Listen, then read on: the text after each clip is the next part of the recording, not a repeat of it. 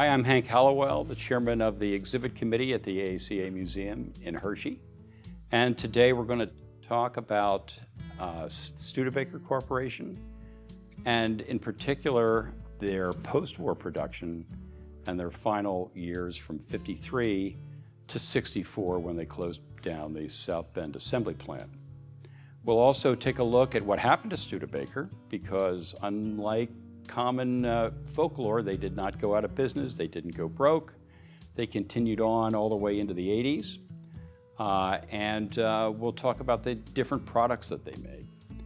But specifically behind me is a really good cross-section of the famous Loewy Coupe, which ran from 1952 to 1964 with all sorts of versions, name changes, facelifts, body changes, but generally was the basic car all that time, which is a long run in the United States in the post-war era for one body to survive. Probably the only other body that might have been as long as this is the famous Jeep Wagoneer that ran from '64 to '96, ending with Chrysler Corporation. And I'm sure there's many other good examples. That's just one that pops into my mind. So in 1952, Studebaker was celebrating their 100th year.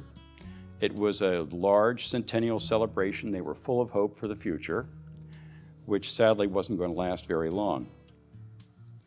To celebrate, they were working on this 1953 Studebaker Starliner design, and which started really out as a dream car, a one-of show car, done by a designer named Bob Burke, who was employed by the Raymond Loewy Studios.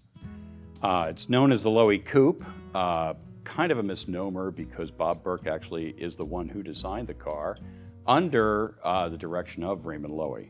The '53 Studebaker Starliner won all sorts of design awards internationally and domestically because it was one beautiful car. Studebaker had planned on a 50-50 mix between coupes and the rest of their line. Surprisingly, that wasn't the case. Many more coupes were ordered than they could produce, which caused a real problem for Studebaker's production. And as a result, Studebaker slipped a full percentage point in the market, which is a big deal for an automobile manufacturer, especially in the competitive post-war world. So they decided the answer was to hang more chrome on the car and make it much glitzier in the hopes of increasing sales. Studebakers were selling for a price point about equal to a Buick, which in those days was just beneath a Cadillac in price. So the one thing that Studebaker didn't seem to understand in their marketing department was when you're selling something at a Buick price, it needs to be the size of a Buick, especially in the '50s during the Eisenhower era. So that wasn't the case with these. These were smaller, lighter, trimmer European-bodied cars. So they pushed the European styling theme and did the very best they could with what they had. This is the '55 Studebaker Speedster. This was a car really put together by the marketing department at Studebaker. And they literally hung every single piece of trim they had in the building on this car. So in the front, we've got a '53 Studebaker bumper. We have the front of the '53 Studebaker covered with chrome, really slathered in chrome. Fog lights, bumper guards, all the trim you can think of on the side of the car. Tri-tone paint. The Speedster came in only a very few color combinations. This is white, gray, and pink. For those of you who are bashful or shy about driving an automobile, this would not be the car for you.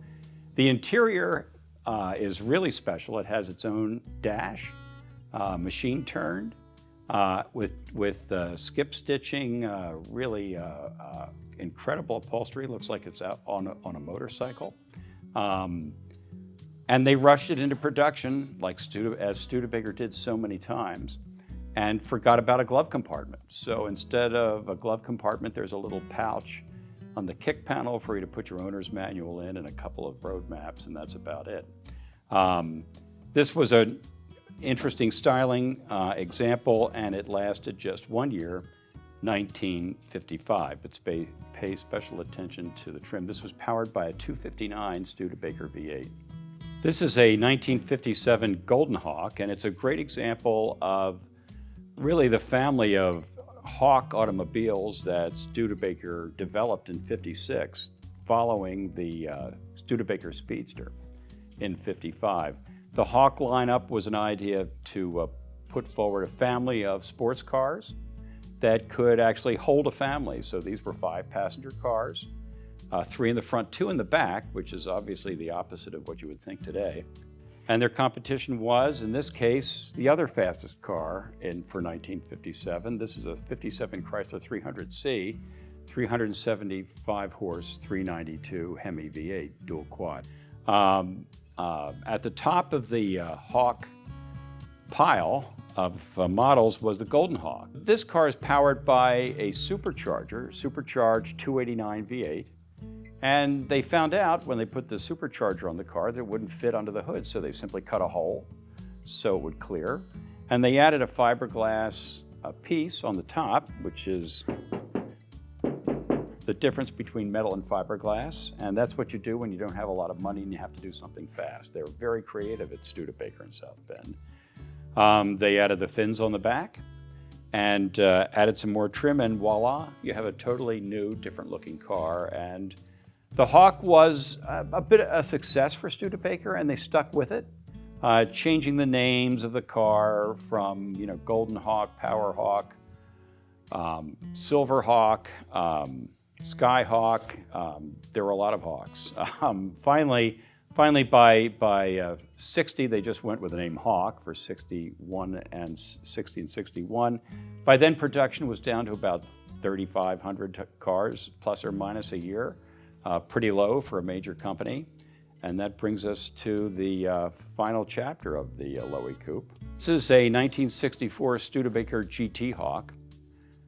It's the last Hawk iteration and ran from 62 to 64. Probably one of the best looking cars on the road. And they did a few clever things to set it apart from the prior Hawks. It has a classic radiator grille, a really Lincoln Continental Ford Thunderbird-ish roof with wide C panels to give it a formal look. The top of the trim car is edged in stainless, like a slab-side Elwood Engel car.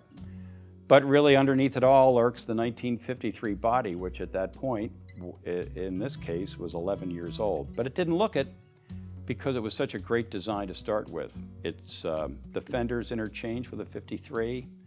The doors are interchangeable. The quarter panels, really all of the bones of this car at this point were very, very old for an American production car at the time.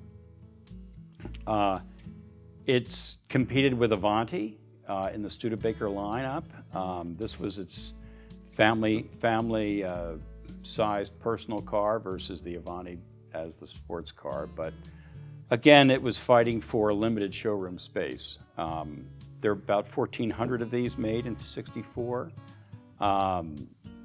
It did triple the initial production in '62 over the '61 production number to almost just a few under 10,000 in '62. So it was successful and really spectacular looking. What it really was suffering from was a small sales force and a parent company that was just running out of money to put into a losing division.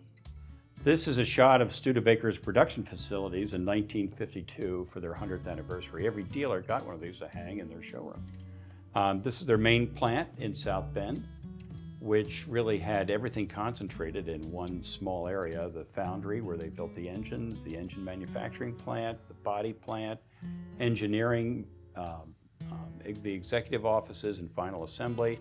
Across the top are their assembly plants across the United States, and beginning with California and LA, the truck plant in South Bend and parts, their Canadian plant in Hamilton, which was the last thing to close in 1966, and at the far side, their Eastern assembly plant in New Brunswick, New Jersey, which most people are unfamiliar with because it never built a single car. They built the plant for war production for the Korean War. When it came time to switch over to automobile production, they weren't building enough cars to need it. So it's a pretty good example of really Studebaker's situation. Behind me is a poster with a picture of one of the NASA space capsules, because Studebaker at that time manufactured the heat shield to protect the astronauts on re-entry from their CTL division. At that point, Studebaker became a conglomerate beginning in 1959 and all the way up through the 80s. They owned Gravely Garden Tractors, STP, McCulloch Superchargers, and a host of other really products that you'd be familiar with. Wagner Electrics, Onan Generators, and on and on.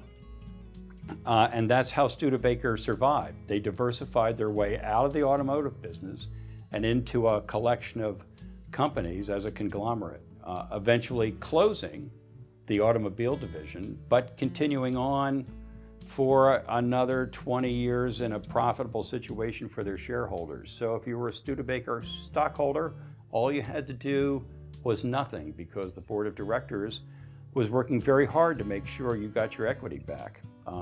And that's how Studebaker survived. Thank you so much for listening and watching. I hope you learned a little bit about Studebakers, and we hope that you visit the ACA Museum in Hershey next time you're coming through central Pennsylvania. We're open every day of the year, minus Christmas and New Year's and Easter.